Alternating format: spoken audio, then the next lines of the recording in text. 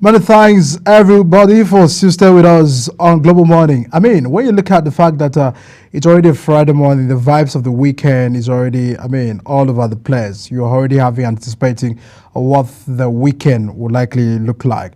But before you get the anxiety of the day and, of course, looking forward to the weekend, let's take a look at major stories on Nigeria's newspaper this morning as we begin with the Vanguard newspaper. Vanguard newspaper this morning has it at the big story, executive order.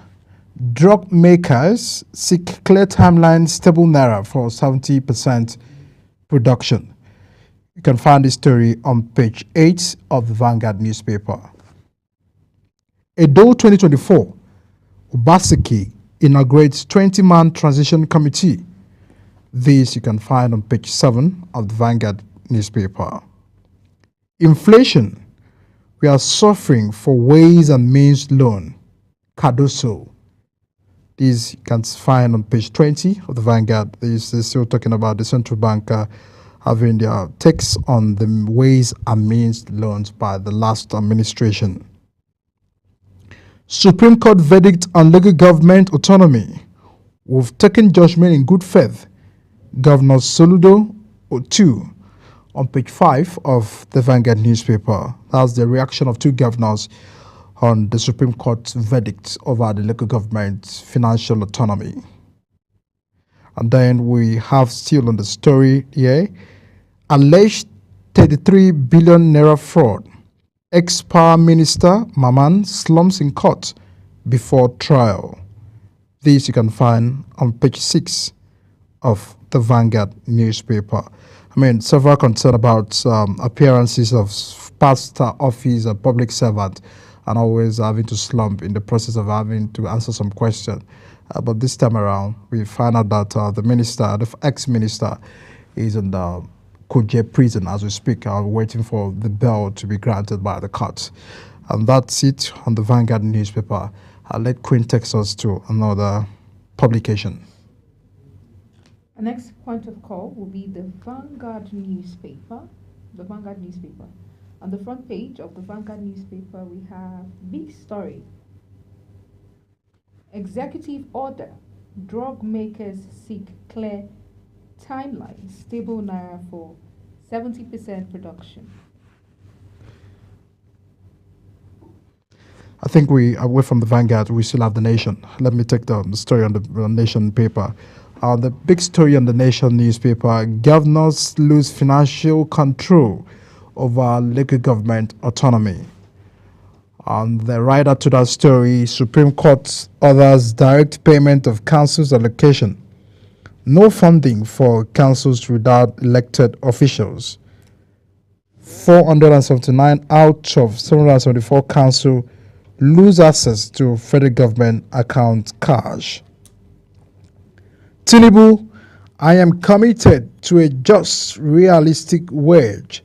Writer to that story talks with labor leaders to reconvene next week.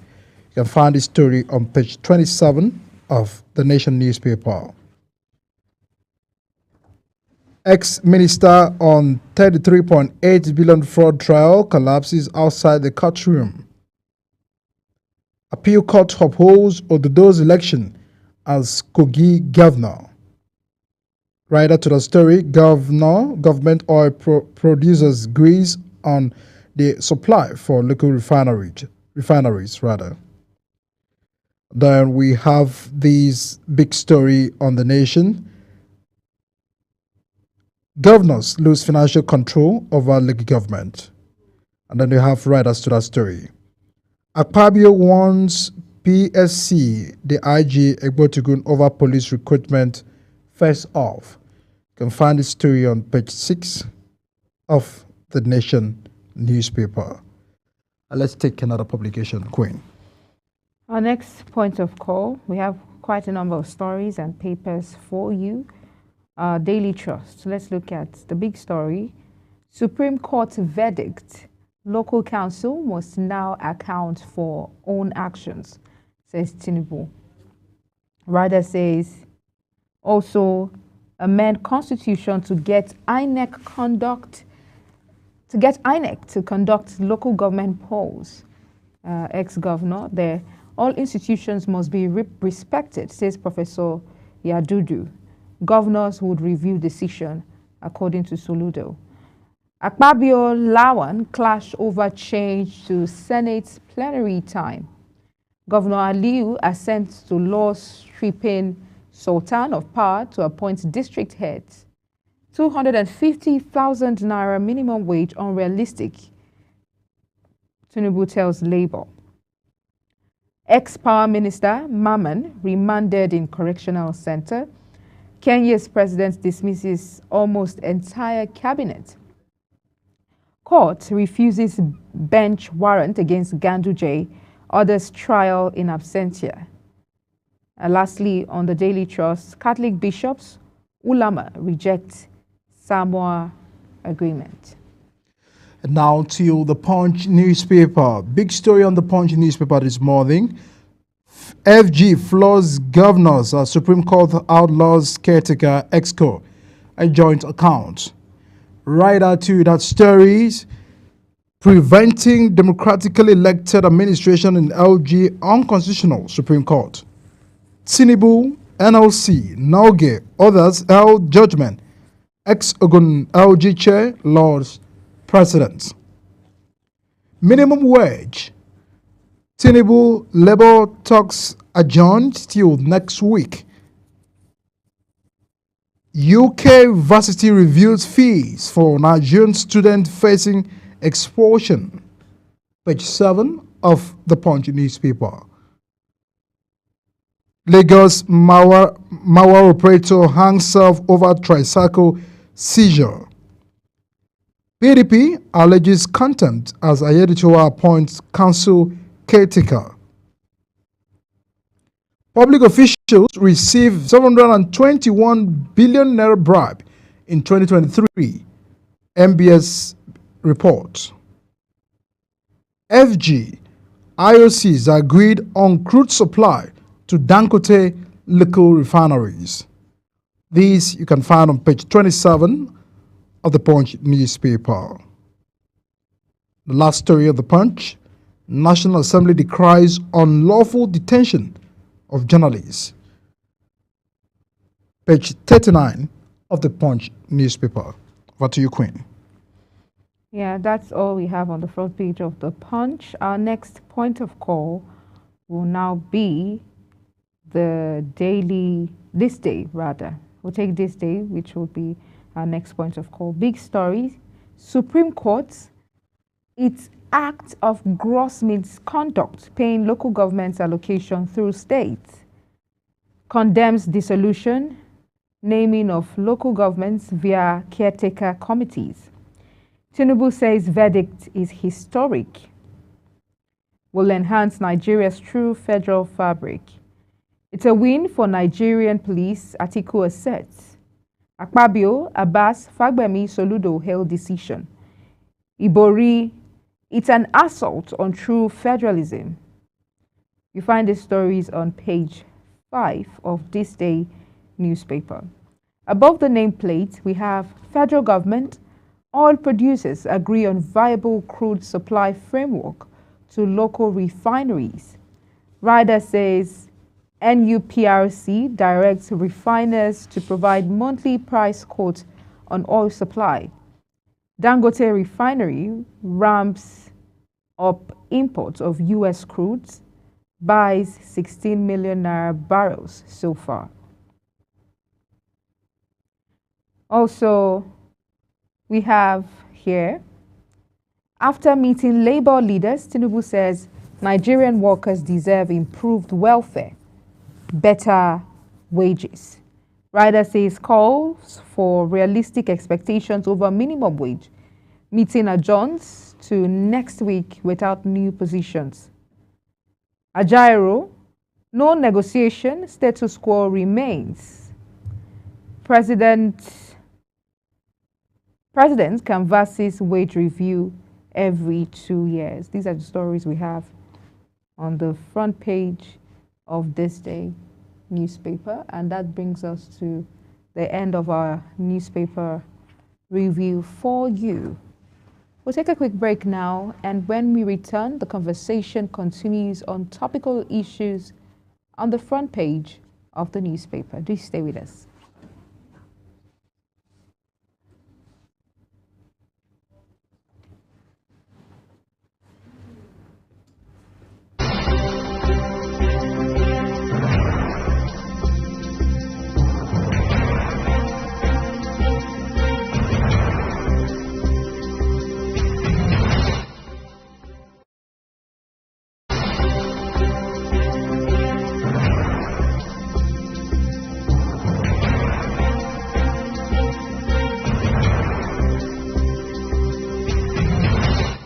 Are you a food lover?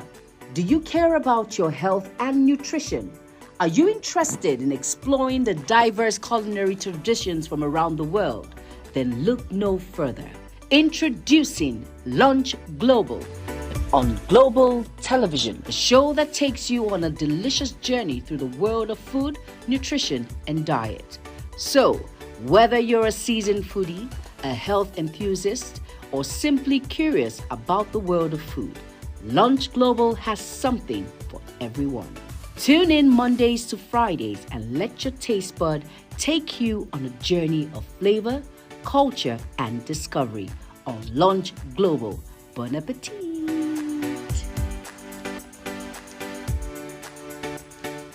Time check. It's midday. Then it's Midday Discourse. Midday Discourse is a program that covers trending local and international news, current issues, and human-related topics. Join Samuel Odi weekdays 1 p.m. on Global Television. The discussion starts here. Get a shot in, squares it, into the back. It's time for sports' biggest moments on Global Television. The headlines, scores, breaking news, and commentaries on sporty events. Talking with the biggest players, strikers, and about the slam dunks and goals, stunning saves, near misses, and upsets. Let's talk about the greatest home runs, comebacks, knockdowns, and victories. Talk sports with the king of sports, Anthony Momodou. Weekdays, 10 a.m. Don't miss out. Got that goal, beautiful work from the wingers. Hello, children. Gather around, let me tell you a story. Do you know that stories have a way of captivating the minds of children, bringing fun and imagination to teach them morals? Join Sharon Ajay as she takes you to explore the thrilling and exciting world of storytelling. I'll be sharing with you our next interesting story. Tune in every Saturday on Global Television, time 5:30 p.m.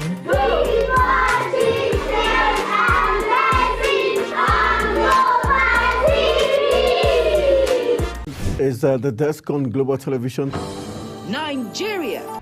Come join Anthony Momodou on television's most compelling and facts-finding talk live show.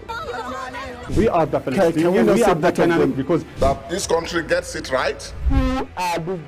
It's the Dex on Global Television, where we analyze and dissect storming issues and commentaries in the world's biggest black nation, Nigeria. Who is being held accountable for this money? The eyes have it. We stay and decide policies and reforms on the Dex. Tune in Mondays to Fridays, 5 p.m. to 6 p.m. on Global Television. Let's stay on the Dex. Global Morning is your ultimate destination for engaging political and economic matters. I am Uyi Agmofwebe. And don't forget to include social discussions. Tune in every weekdays from 7 a.m. to 10 a.m. I am Queen Agaba. For insightful breakfast ideas, business summaries, sports highlights, international and local news perspective, I am Anthony Momodou. Don't miss the in-depth analysis of current and political issues by the Global Morning team and experts. I am Jumai Manson. Catch Global Morning here on Global Television. Getting on the action. I am Edikan Michael. We are The Global Morning Team.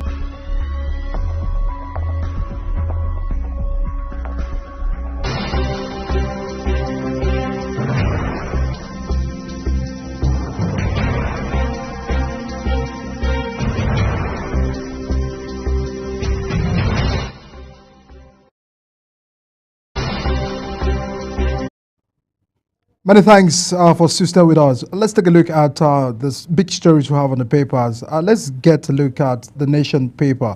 That big story, ex-minister on 33.8 billion naira fraud.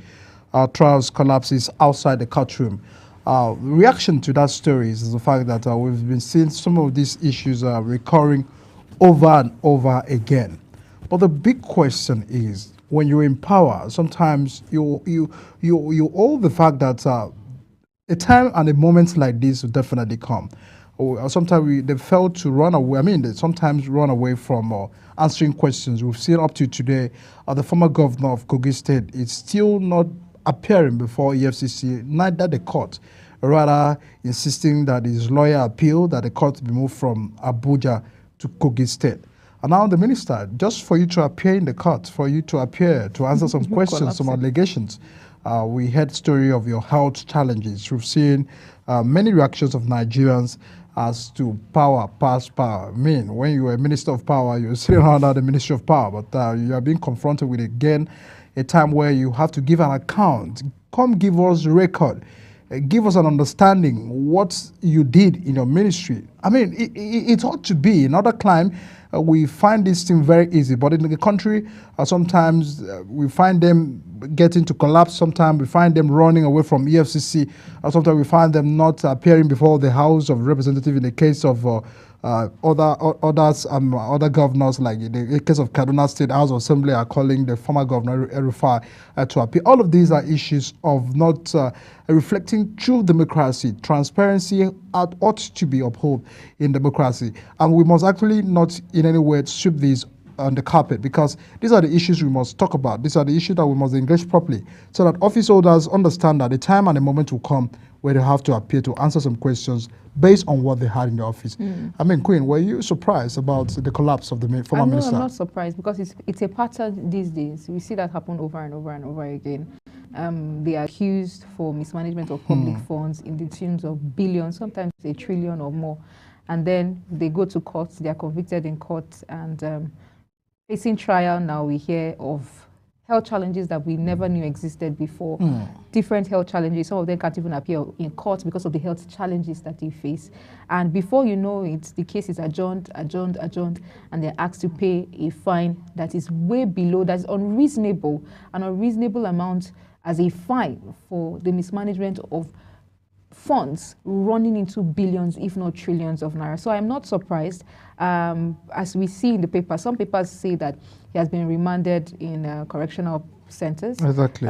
Presently, that's where he belongs. That's where he belongs, because we cannot be talking about capital punishments for people who steal, who are into drug trafficking and all of that, and then we are excluding, we're not giving punishment as due punishments to those who are expected to lead by example. We cannot even overemphasize how wrong this is and how shameful it is. But we've grown to see over time that ministers, public office holders, it's a thing of pride if you have mismanaged. In fact, if you have not mismanaged public funds, you are not fit to be called a politician in Nigeria here. So it is a culture that is sickening, and the system is encouraging that. Yes, the system encourages that. So this is what we're talking about. If we had a judiciary that is free and fair from political affiliations and affiliations of whatsoever, then we would not be here trying to repeat same pattern and expect different results. So it's sad that he now has health challenges and is collapsing in front of the court.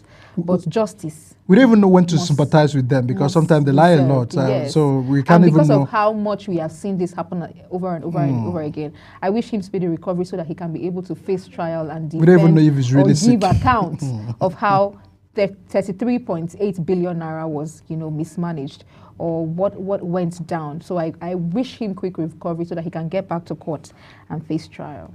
I mean, we've recently, the video we had earlier about the House of Reps trying to get the attention of the minister to some records in within the ministry, issues of non-payment of over 1.5 billion to contractors, some allegations of embezzlement and all of those things. We've seen that the minister was engaged. So away from the fact that while you're in office, you sometimes have your way away from appearing before these panels to investigate you, be mindful that after government or after your office or your tenure, you definitely, Nigerians will definitely have to call the attention to some of those things for you to answer. So it's not a time for us to start hearing of one strange sickness that we never knew. And it's not even a time for you to start giving us stories. It's not a time to start appealing that the case be moved to your states so that you can have to your village rather, so they can have full control of I don't know, some manipulations you may think you will have, but we have standard to this practice. We have institutions that are managing this, so let the institutions of the country be independent and to do their work. The court should be free of any political affiliation. By that, it will serve the situation, and maybe it will be a lesson to other public officials that even now, so that they can learn to know what, because at the end of the day, if we do not set example, if we do not use a case, one person to really be at a set example, others will not learn.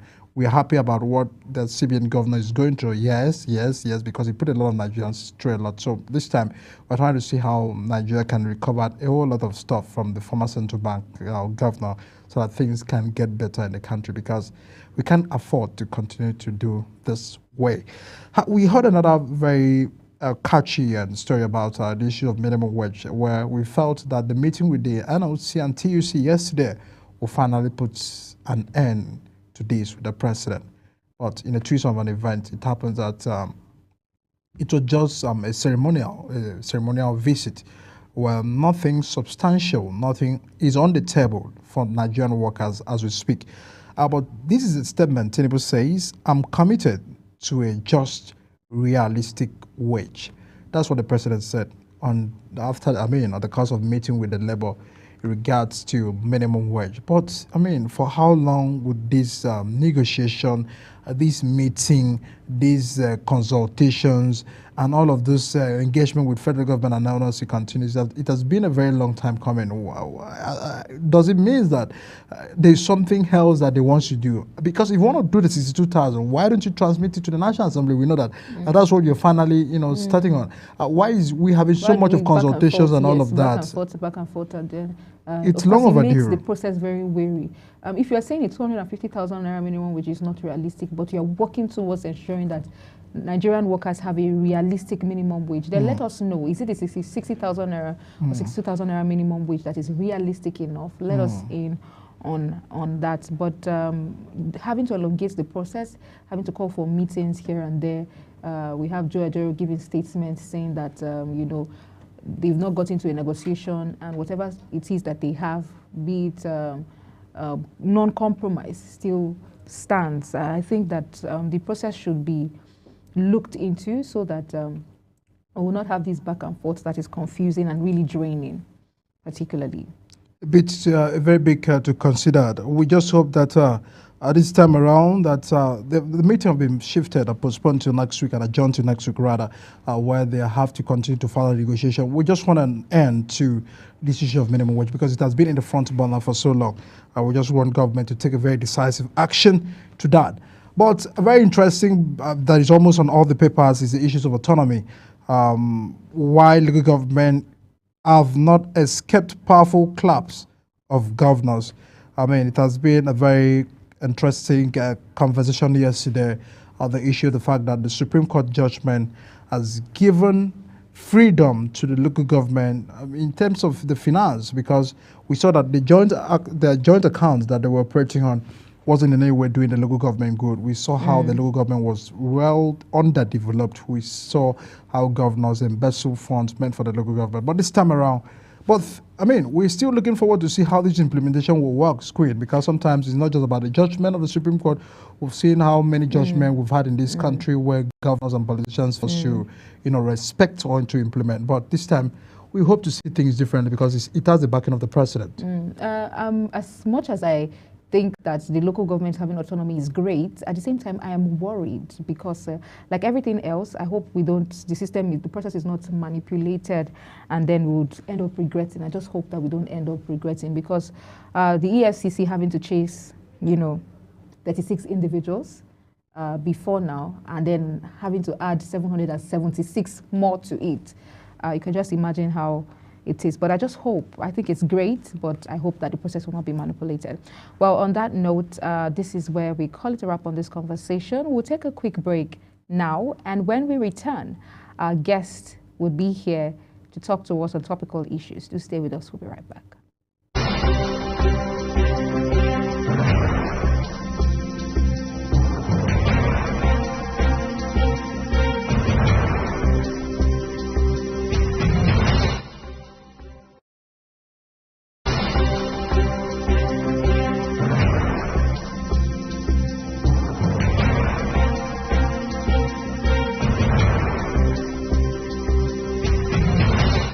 Global Morning is your ultimate destination for engaging political and economic matters. I am Uyi Agmofwebe. And don't forget to include social discussions. Tune in every weekdays from 7 a.m. to 10 a.m. I am Queen Agaba. For insightful breakfast ideas, business summaries, sports highlights, international and local news perspective, I am Anthony Momodu. Don't miss the in-depth analysis of current and political issues by the Global Morning team and experts. I am Jumai Manson. Catch Global Morning here on Global Television. Getting on the action. I am Edikan Michael. We are the Global Morning team.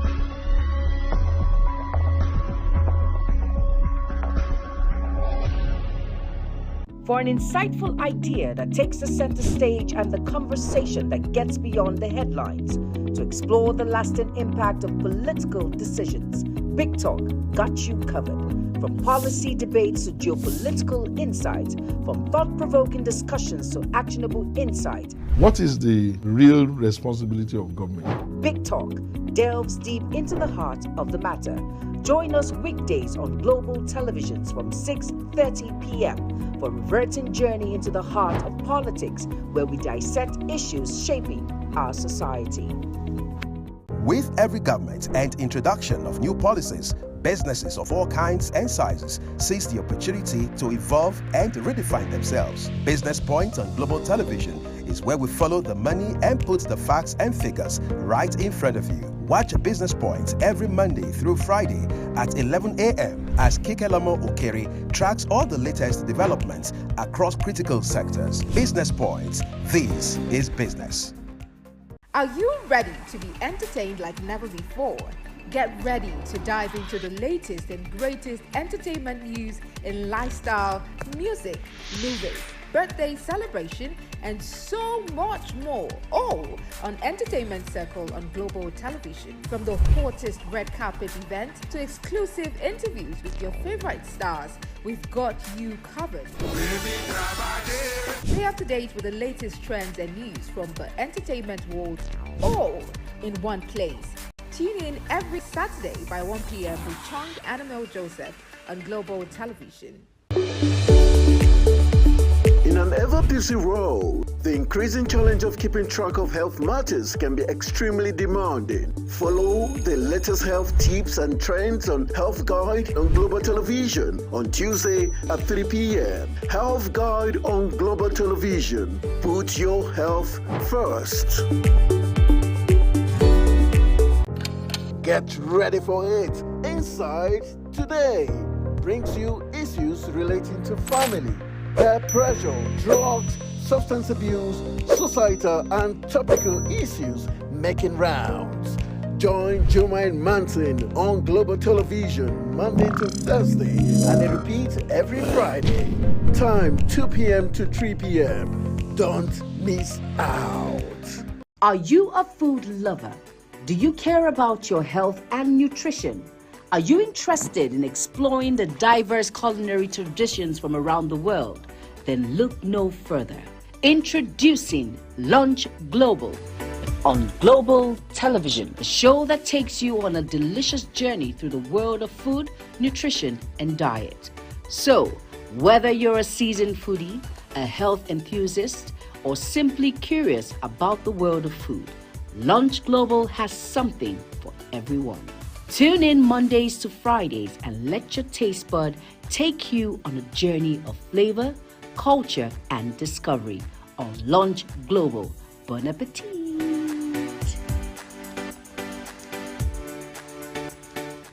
Time check. It's midday.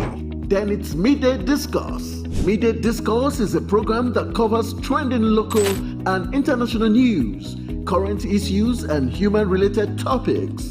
Join Samuel Odi weekdays 1 p.m. on Global Television. The discussion starts here. Get a shot in, squares it, into the back. It's time for sports' biggest moments on.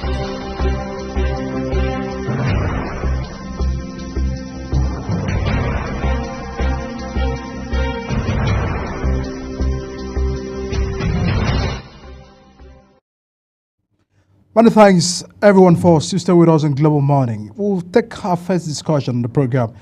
The Courts of Justice of the Economic Community of West African State, Ecowas, found the federal government guilty of violating the fundamental human right of youth that participated in the October 2020 Endsars protests.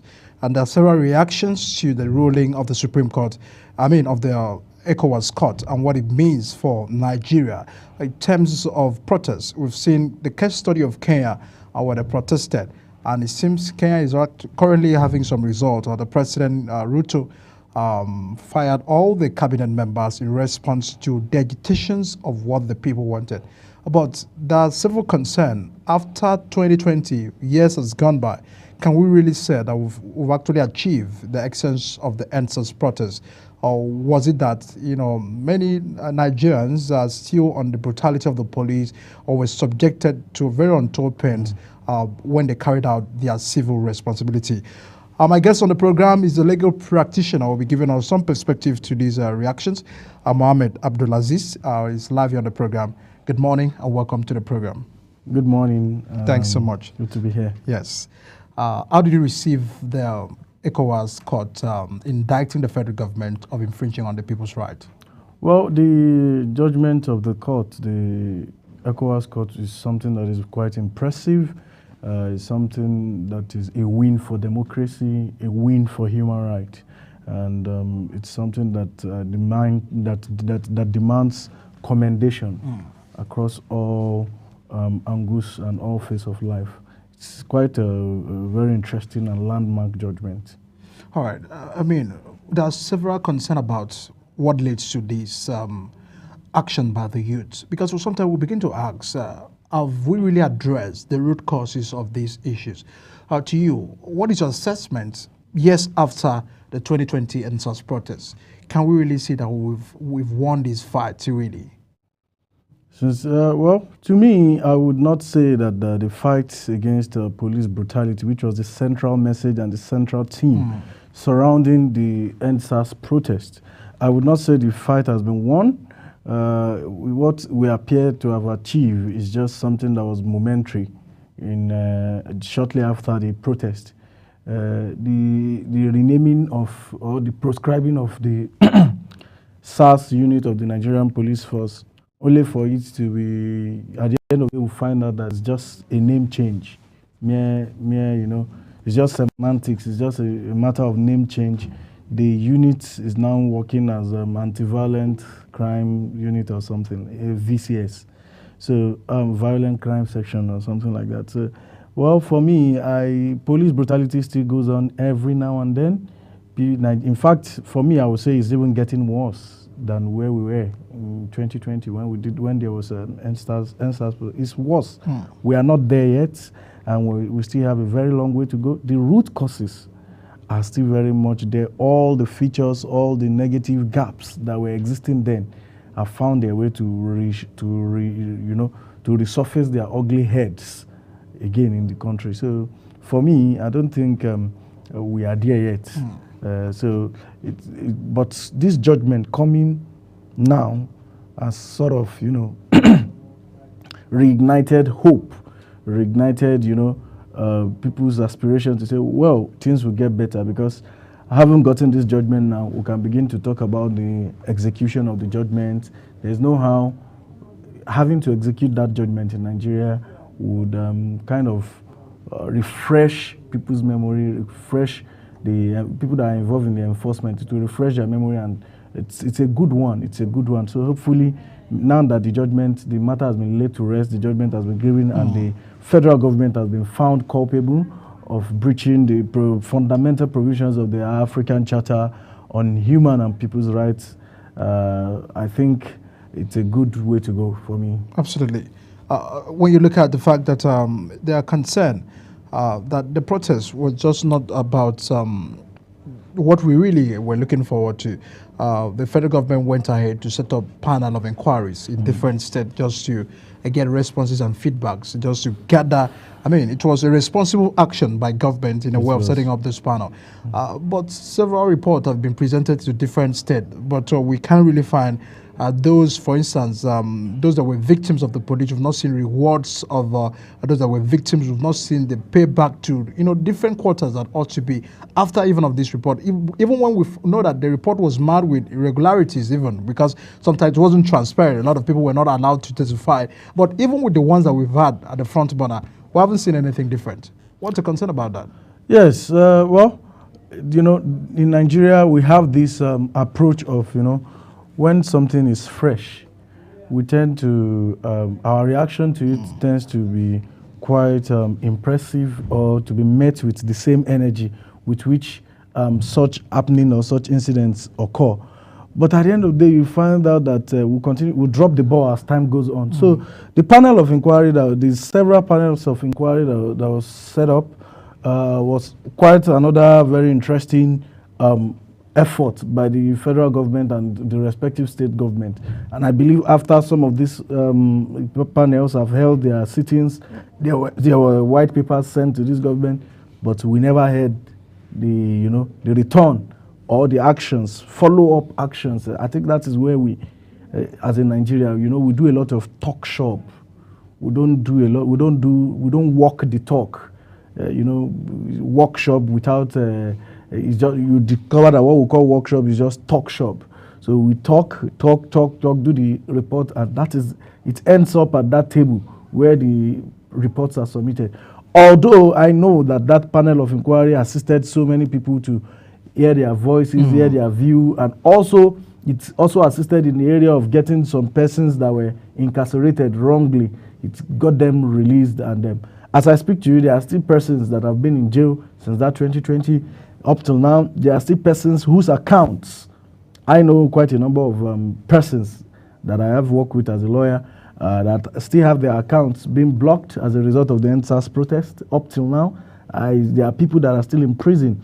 I can remember recently when there was a chat at the State House. I can remember Senator Shehu Sani was telling the president that he should see to... It was a struggle of democracy. Yeah, the struggle for democracy, and he is he's a product of yes, he's a product of that ideology. The agitation and protest and all those stuff. So it goes to tell us, what that tells us is that we still have a long way to go. So I'm hoping that now that we have a judgment, we are going to do a follow-up on that judgment to get the outstanding persons that are still incarcerated, get them released, the victim, get them compensated, and some of these people whose accounts or whose businesses have been grounded as a result of Endsars protest. Because as much, if you contributed as little as 1,000 naira from your account then to the designated account for Endsars protest, your account was likely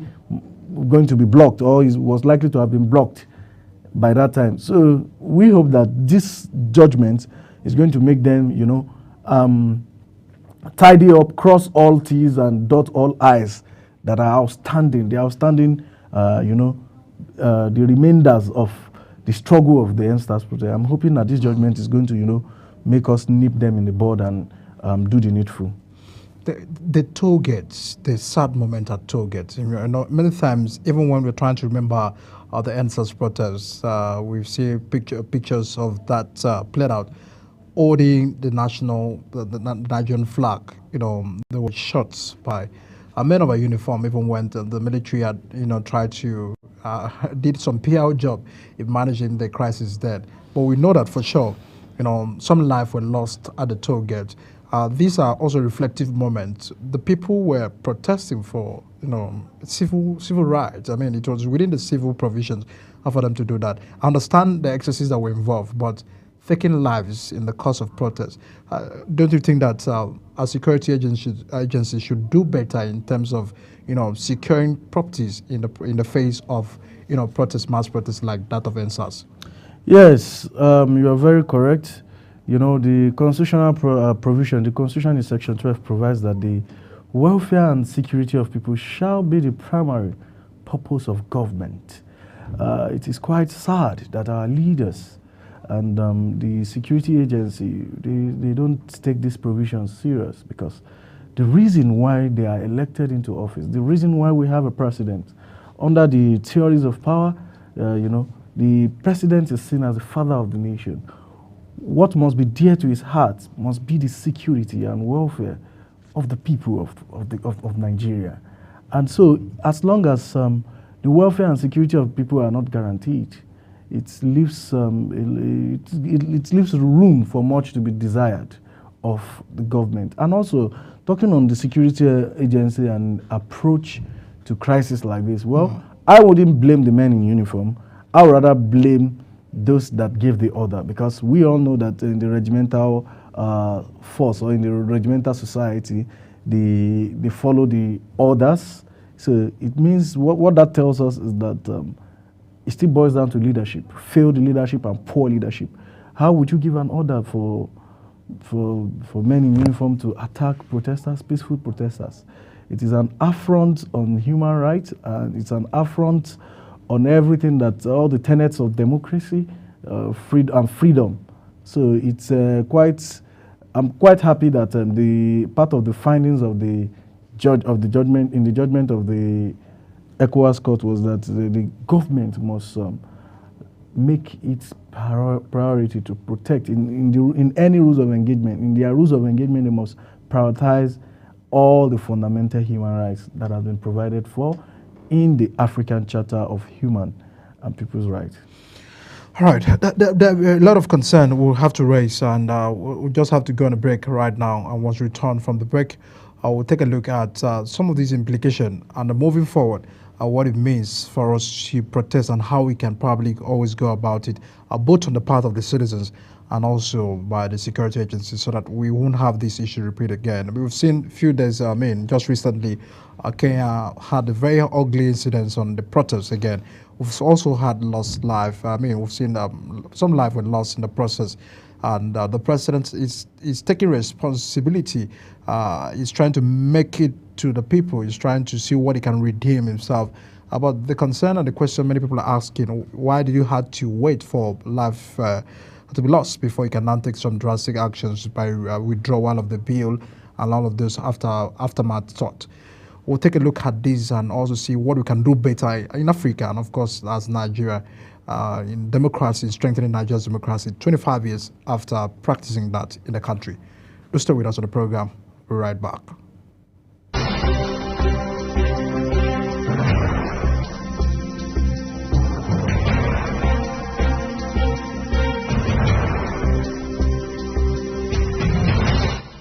Are you ready to be entertained like never before? Get ready to dive into the latest and greatest entertainment news in lifestyle, music, movies, birthday celebration, and so much more, all on Entertainment Circle on Global Television. From the hottest red carpet event to exclusive interviews with your favorite stars, we've got you covered. Stay up to date with the latest trends and news from the entertainment world, all in one place. Tune in every Saturday by 1 p.m. with Chung Animal Joseph on Global Television. In an ever-busy world, the increasing challenge of keeping track of health matters can be extremely demanding. Follow the latest health tips and trends on Health Guide on Global Television on Tuesday at 3 p.m. Health Guide on Global Television. Put your health first.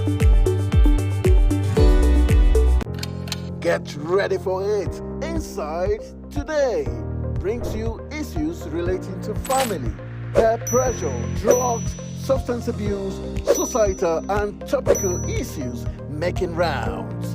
Join Jumaine Manson on Global Television Monday to Thursday and a repeat every Friday. Time 2 p.m. to 3 p.m. Don't miss out. Are you a food lover? Do you care about your health and nutrition? Are you interested in exploring the diverse culinary traditions from around the world? then look no further. Introducing Lunch Global on Global Television, a show that takes you on a delicious journey through the world of food, nutrition, and diet. So, whether you're a seasoned foodie, a health enthusiast, or simply curious about the world of food, Lunch Global has something for everyone. Tune in Mondays to Fridays and let your taste bud take you on a journey of flavor, culture, and discovery on Lunch Global. Bon appetit!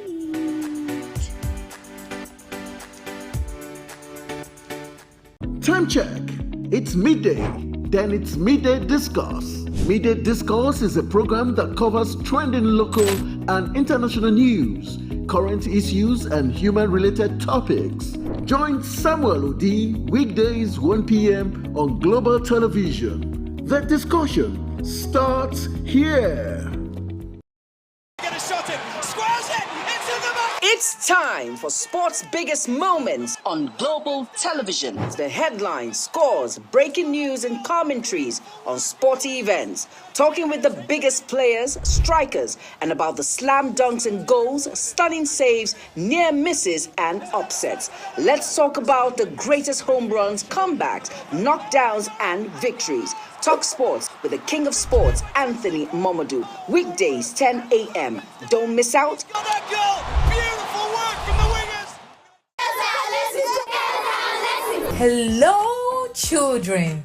Gather around, let me tell you a story. Do you know that stories have a way of captivating the minds of children, bringing fun and imagination to teach them morals? Join Sharon Ajay as she takes you to explore the thrilling and exciting world of storytelling. I'll be sharing with you our next interesting story. Tune in every Saturday on Global Television, time 5:30 p.m.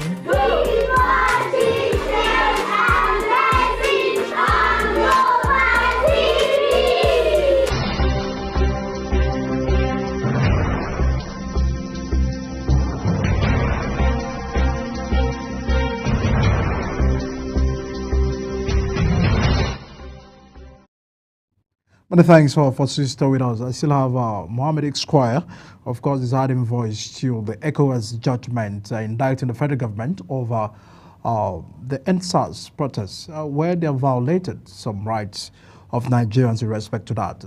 Let's take a look at Kenya. We've seen that played out in Kenya recently.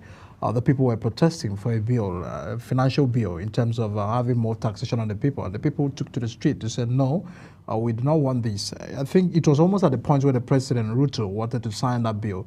But we saw that, the people massively mobilized, just as what happened in 2020 in Nigeria, to resist that particular move by the President of Kenya. And it has some result. I mean, we've seen the President dismissing all the cabinet members, seeing cutting costs of governance in its office and some other institution of the government. Don't you think that is about responsibility? Because it means we must hold government responsible. A government must be vulnerable to the people rather than the other way around we find in our country. Yes, I quite agree with you on that submission. It is said that Vox Populi, Vox Dei, the voice of the people is the voice of God.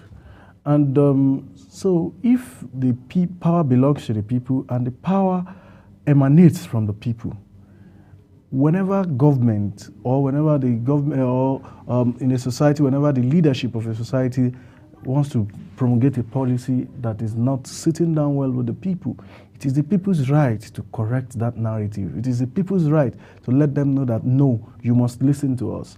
And what played out in Kenya is a very, very beautiful demonstration of what democracy should be. Even though it took a lot of, loss of life and properties and, opera for the government to be able to, take decisive step. Regardless, it was good that the government listened to the yearnings and the aspirations of its people by recalling the bill, the proposed finance bill, and also cutting cost of governance and, sacking some of his cabinet members. This is quite nice and very good. Every democratic society, especially in Africa, should be able to borrow a leaf or two from what happened in Kenya. And also governments across the region should also note that it is not until, there is loss of life. The moment you have feelers that people are not happy with a certain policy, it is always very good for that policy to be reconsidered in the interest of people and in the interest of progress of the country. A lot to be bothered about because when you look at the fact that we're trying to deepen democracy in the country, it is at stake because sometimes we find that the carelessness of both government, the carelessness of some institutions of government, even the Nigerian judiciary is also at stake. I mean, I'm not trying to indict on your provision, but we find that conflicting court order judgment sometimes that spark controversy, that sparks a lot of concern among the people. The recent one is the issues of the Kano and all of that. But looking at the protests, looking at the fact that we are seeing how people can be protected. If the Nigerian courts could not do this, this is where Ecowas have rescued that. Don't you feel that it's also a lesson for Nigeria to understand that we should make a practice where a common man can always have justice? Lives that were lost, people that have been detained. We saw how Senator Sani raised that recently at the Aso Rock when he was telling the president and all of that. I don't think that this is a major concern for our judiciary as well, to also look at revisiting cases that deepens democracy and freedom for the people. Yes, well, the situation we find ourselves in the country, actually every organ of government is complicit, including the judiciary. And like I always say, you see, Nigeria is a developing nation. And so all the indices and all the gaps that are inherent of a developing nations are very, very traceable and are very, very obvious in Nigeria as a country.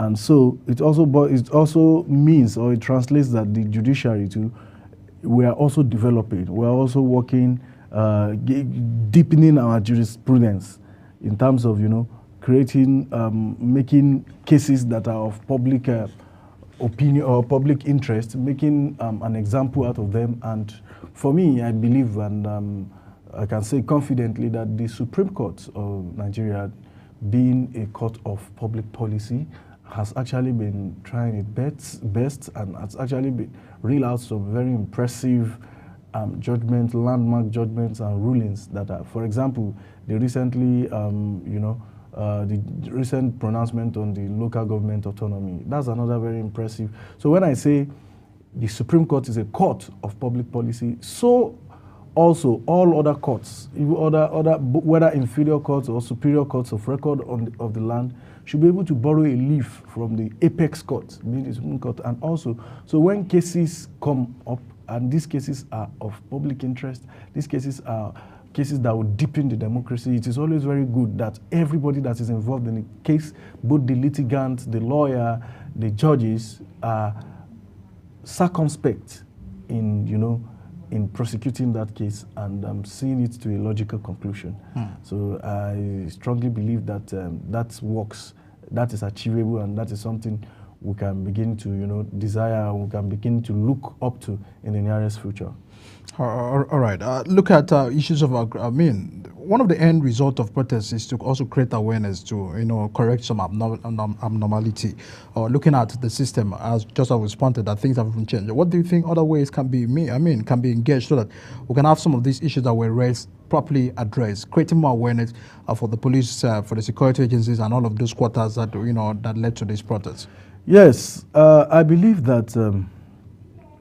Even though there are certain avenues and there are certain opportunities for people to address concerns, but often than not, you realize that the message doesn't get to their proper. For some reason, there's a break in communication along the line. The message doesn't get to its desired audience until you begin to see people manifest that message through their protest.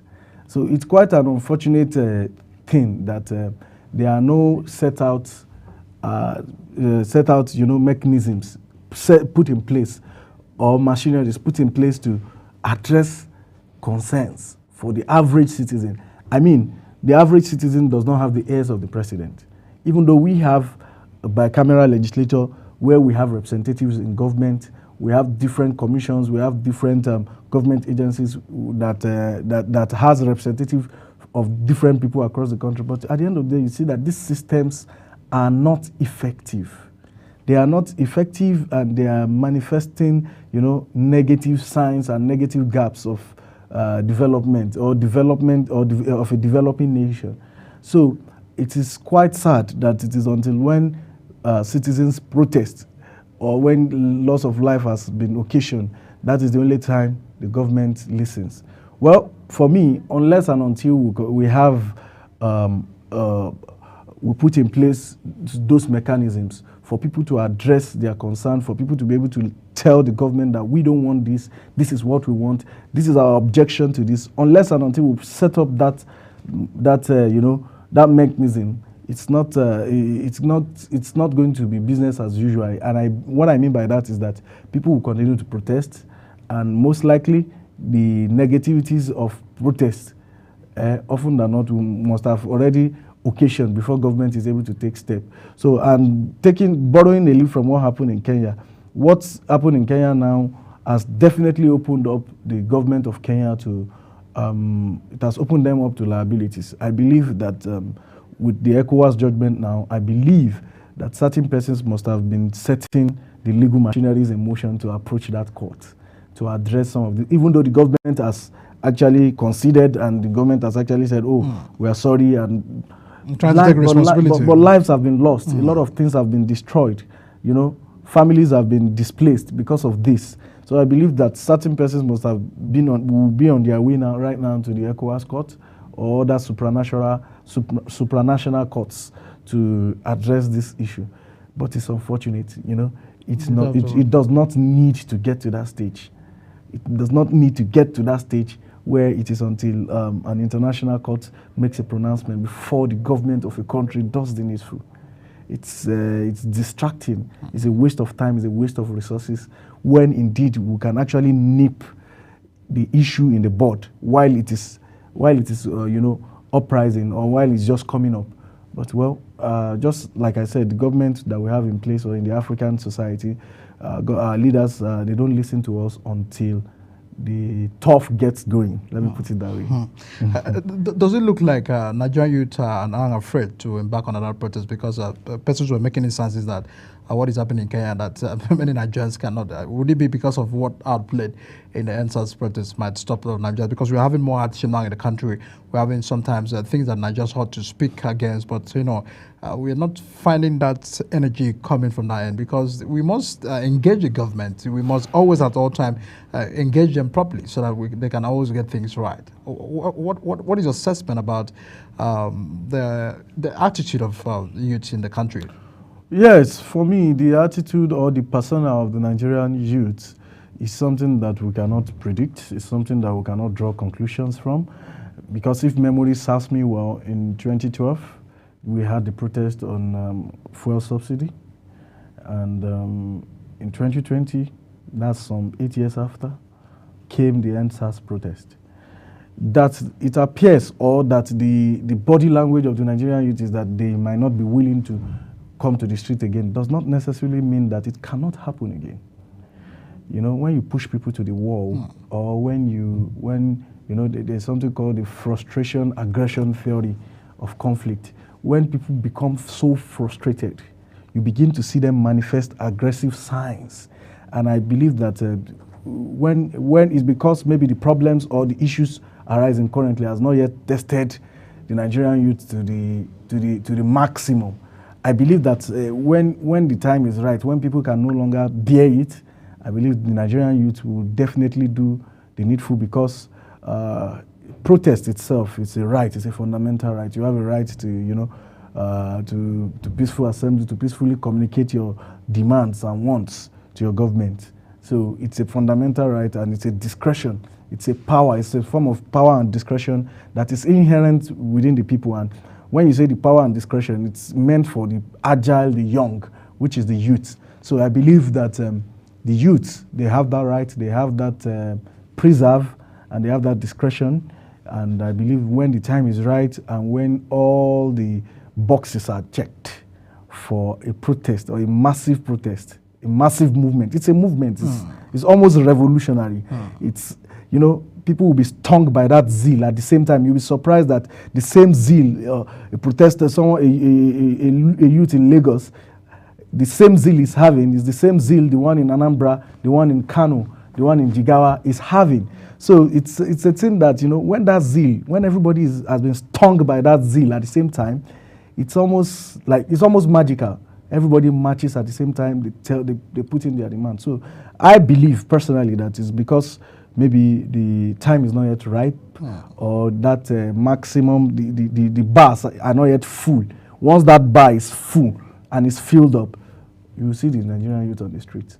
I don't believe that what happened in Kenya is debarring anybody. Rather, it's fueling certain people.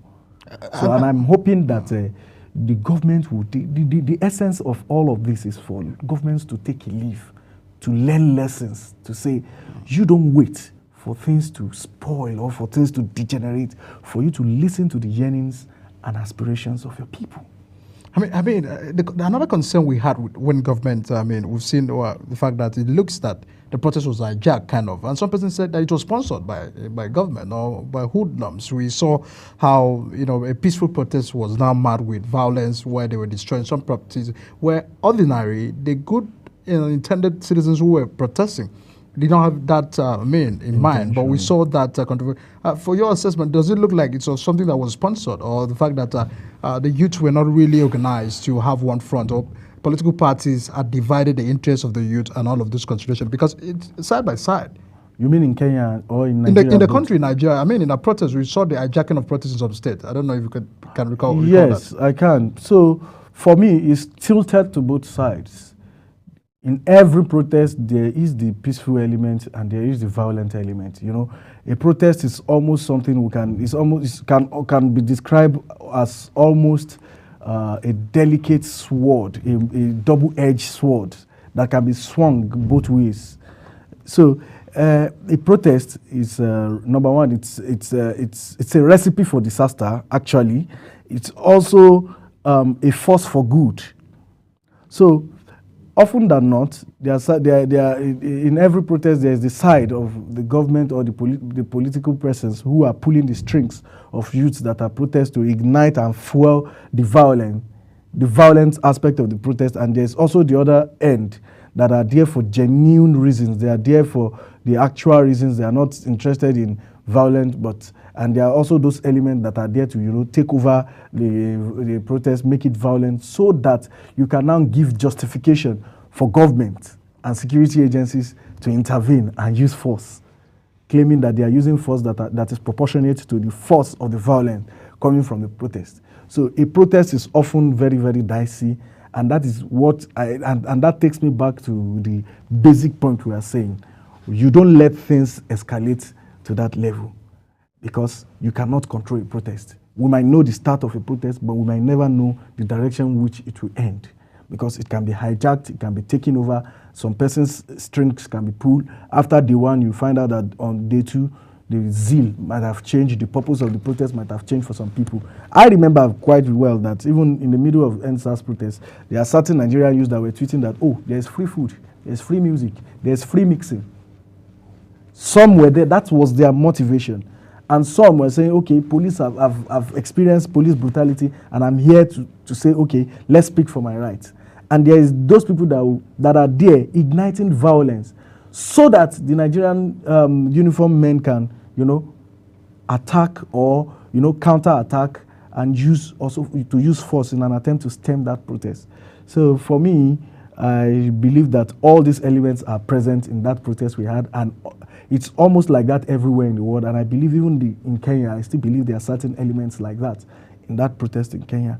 So just a protest is really, really a double-edged sword, very, very delicate, and it must always be approached with a very holistic mind and holistic view and holistic reaction. A lot of concern. Are the Nigerian police our friends? Police is your friend. Is that reflective of the reality we have now? Because I know you, as a lawyer, you've had to deal with several concerns like that. So to me, police is neither your friend nor your enemy. So there's this remark I like to always make, that you see, a cup might not necessarily be half full or might be half empty, but it's as full as it ought to be. So at times we've had situations where police will visit police stations for police briefs, and you realize that, oh, this is beautiful, the way you are attended to, the way the case went, very beautiful. And sometimes from the moment you come in as a lawyer or even as a suspect, there's prejudices everywhere. Well, he's a lawyer that have some privileges than a civil. Yes, so there are prejudices on both sides. There are certain lawyers too that don't like dealing with police, just as much as there are police that don't like dealing with lawyers. And so we must always try to exist pari passu, because all of us are all ministers in the temple of justice. So, absolutely. Thanks so much. We can't exhaust the conversation because the fact that we just want things to get working in the country, just as Mohammed said, we don't have to wait until it gets to the top, like the berries. Well, we will now begin to find people protesting and demanding for accountability and differences. We must learn lessons from what happened then, from what happened in South Africa, from what happened to civil agitation in the UK and all of those movements several times. We must learn lessons to see what we can do to correct some of these issues and abnormality in the country.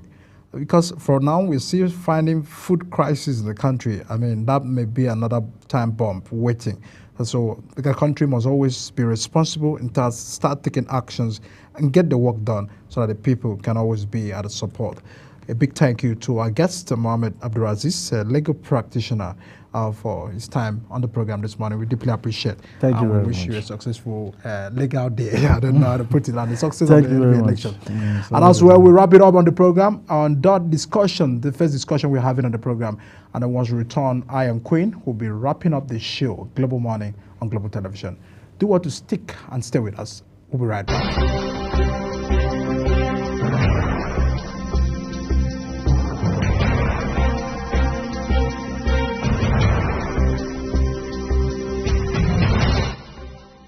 Is the desk on Global Television?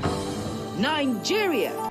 Come join Anthony Momodu on television's most compelling and facts-finding talk live show. We are definitely. Can we not say that because that this country gets it right? It's the Dex on Global Television, where we analyze and dissect storming issues and commentaries in the world's biggest black nation, Nigeria. Who is being held accountable for this money? The eyes have it. We stay and decide policies and reforms on the Dex. Tune in Mondays to Fridays, 5 p.m. to 6 p.m. on Global Television. Let's stay on the Dex. Global Morning is your ultimate destination for engaging political and economic matters. I am Uyi Agmofwebe. And don't forget to include social discussions. Tune in every weekdays from 7 a.m. to 10 a.m. I am Queen Agaba. For insightful breakfast ideas, business summaries, sports highlights, international and local news perspective, I am Anthony Momodu. Don't miss the in-depth analysis of current and political issues by the Global Morning team and experts. I am Jumai Manson. Catch Global Morning here on Global Television. Getting on the action. I am Edikan Michael. We are the Global Morning team.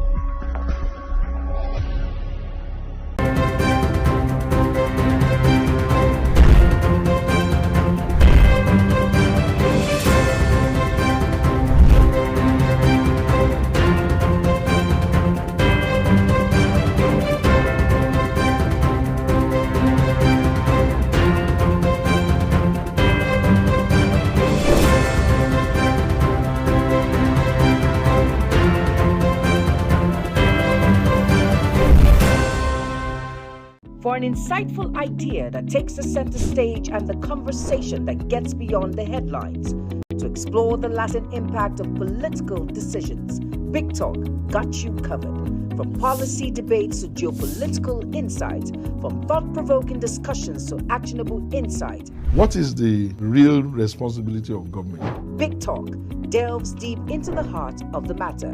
Join us weekdays on global televisions from 6:30 p.m. for a reverting journey into the heart of politics, where we dissect issues shaping our society.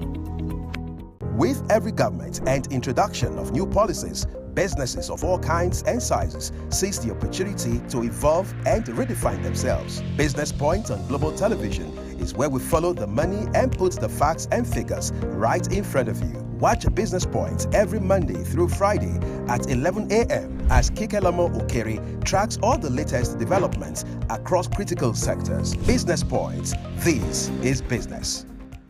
Are you ready to be entertained like never before?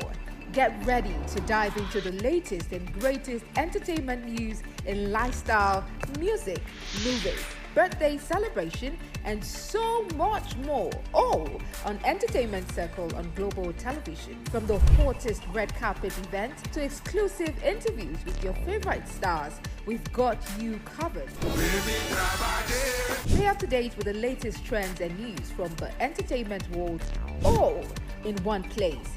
Tune in every Saturday by 1 p.m. with Chung Animal Joseph on global television.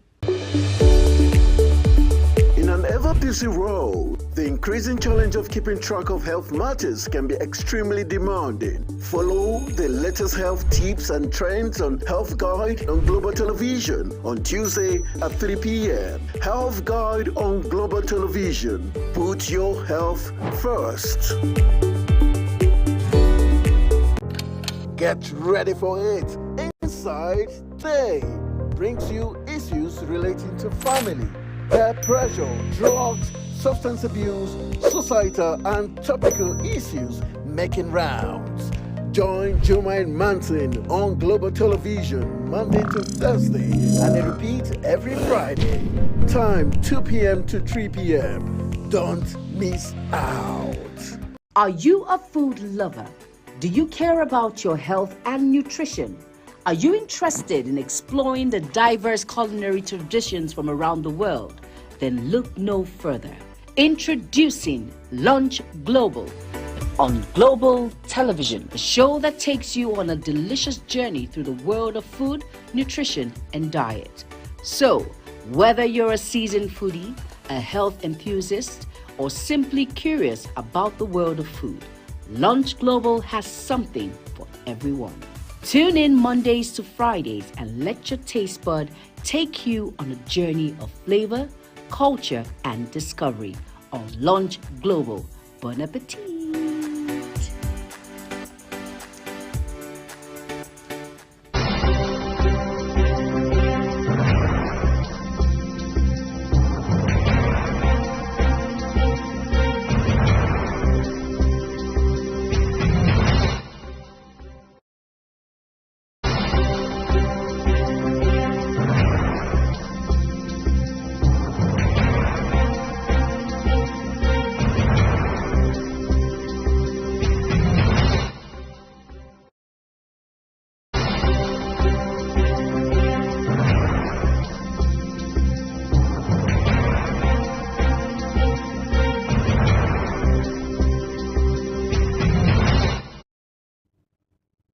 And that was the first discussion highlighting the Ecowas judgment over the Endsars protest movement in the country, Nigeria, where they've asked that civil compensation will be made to those that government had wrongfully, or even the security agencies had offended the cause of their duties, and also the protest itself, the toll gate saga and all of those things.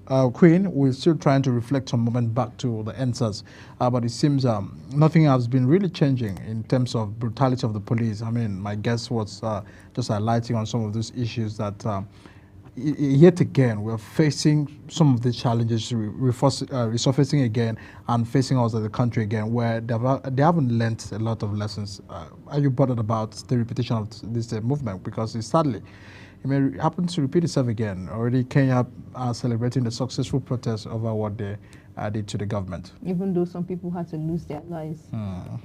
Sadly. It's always that way. We haven't really seen protests that had some result without losing life anyways. It's a sad one. I wouldn't want a repeat of the Endsars protest.